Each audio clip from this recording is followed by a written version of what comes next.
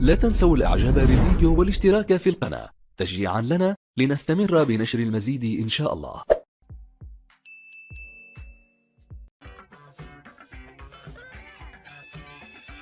صينية ديال الخضرة والحوت في الفران كيجي كأنه مقلي مقرمش صحي بكمية قليلة ديال الزيت. الا جربتوه بهذه الطريقة غتستغناو على القلي، كيجي لذيذ بزاف. فاول حاجه غادي نحتاجو الحوت اي نوع عندكم، السرديل، انا استعملت هنا الميرلا، استعملوا اي نوع كيف ما قلت لكم. زدت ليه الربيع، قزبور معدنوس يكون مقطع رقيق تقريبا 2 معالق، واحد المعلقه صغيره ديال الزعتر كنحكوها كبين يديا، عصير ديال نصف حامضه. وغادي نحتاجو في التوابل غير مليحه، بزار، ثومه غبره وبابريكا فيمي. بالنسبه لبابريكا فيمي كتبقى اختياريه، ممكن تستغناو عليها. وبالنسبه للثومه ممكن ديروا الثومه طريه. كندير شويه ديال زيت الزيتون وغادي نشرمل داك الحوت بديك شرموله. من الاحسن دائما الحوت الا بقى في الشرموله راه كيجي بنين، خليوه واحد نص ساعه ولا ممكن تخليوه مده اطول. صافي منين كنشرملو غادي ندوزو يا اما في الشابلور يا اما في الفينو بجوجهم اولا تخلطوهم. انا درت هنايا غير الفينو، كنرشو كيعطي واحد القرمشه وحتى واحد اللون زوين. صافي وغادي ندير لي ندوزو كامل في الفينو، وغادي نبدا نصففهم هكا في الصينيه اللي كتدخل للفرن. ندوزو للخضيره. بالنسبه للخضيره ديروا اي نوع ديال الخضره عندكم. انا غادي نحتاجو هنايا بطاطا، فلفله بالالوان، الكورجيت، غادي ندير حتى الدنجال.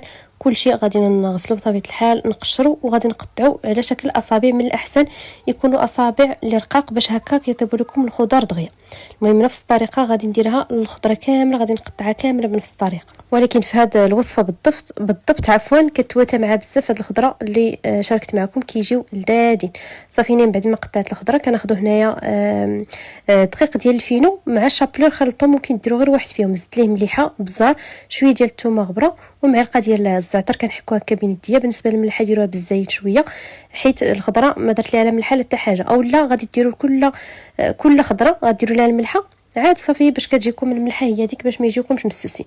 كنخلط هاد المكونات ديال هاد الخلطه هادي. ممكن تزيدوا فيها حتى الفرماج محكوك. كناخذ مثلا البطاطا كنزيد ليها شويه ديال زيت الزيتون، ولا ديروا زيت المائده. بالنسبه ليا درت زيت الزيتون باش يكون طبق صحي 100%. صافي كنديرها في داك الخلطه اللي غادي تعطينا ديك القرمشه، وحتى كيتلبسوا دوك الحبات ديال البطاطا كاملين بديك الخلطه اللي قديتها. فكنحطها في الطاوه وكنبدا نستفهم، ولكن يعني ما ديروش فوق شي، كتحطوهم وحده وحده. نفس الشيء غادي نديروا الخضره كامله، كنزيد لها شويه ديال الزيت. وفي هذه المرحله ممكن ديروا شويه ديال الملحه، عاد ديروهم في هذه الخلطه الا خفتوا يجيكم مسوسين. صافي كيف ما شفتوا كندوزهم في هذه الشرموله. بالنسبه في هذه الخلطه، بالنسبه لهذه الخلطه ممكن تزيدوا معها حتى شويه ديال السودانيه اللي كتكون هكا حاره بالنسبه اللي كيبغي الحار. كما شفتوا الخضره كامله راه ما طيبتهاش من قبل، يعني ما درتش ليها نص سلقه. الا كنتو بغيتو تسربيو فمن الاحسن كاع تسلقوها واحد نص سلقه، خصوصا البطاطا يعني سلقوها من قبل، طيب غير نص طيبه وعاد ديروا ليها هاد الخلطه هادي. هاد العمليه هادي كما قلت لكم انا درت كلشي، ما طيبت حتى شي حاجه، طيبتهم كاملين في الفران. صافي غادي نكمل كاملين نشرملهم، ندير لهم ديك الخلطه وغادي نستفهم كما قلت لكم في الطاوه. ضروري يكونوا يعني ما يكونش شي فوق شي، باش كل حاجه كتاخذ حقها في الطياب وكتحمر وكتجيكم مقرمشه وزوينه.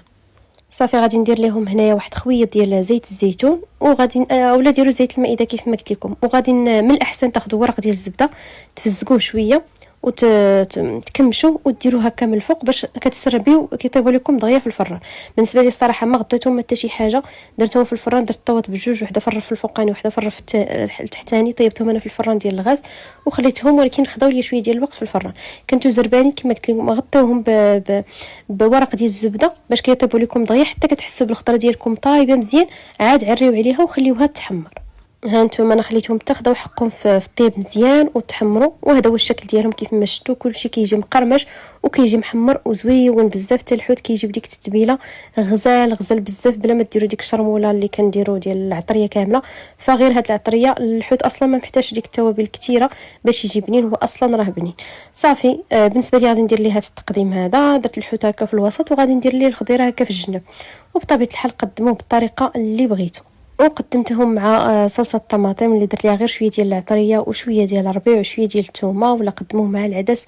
طبق اللي صحي 100%، كيجي لذيذ ما تشبعوش منه، وطريقته سهله بلا الروينه ديال القلي. واهم حاجه انه بنين بزاف. نتمنى الفيديو ديال اليوم ينال اعجابكم. الى عجبكم ما تنساوش كيف ديما توصلوا لاكبر عدد ديال لايك، شاركوا مع الحباب ديالكم والاصدقاء، خليوا لي تعليق ديالكم الزوينه اللي كتفرحني وكتشجعني. شكرا لكم بزاف على حسن المتابعه. تهلاو في راسكم، نتلاقاو في فيديو جديد ان شاء الله. في امان الله.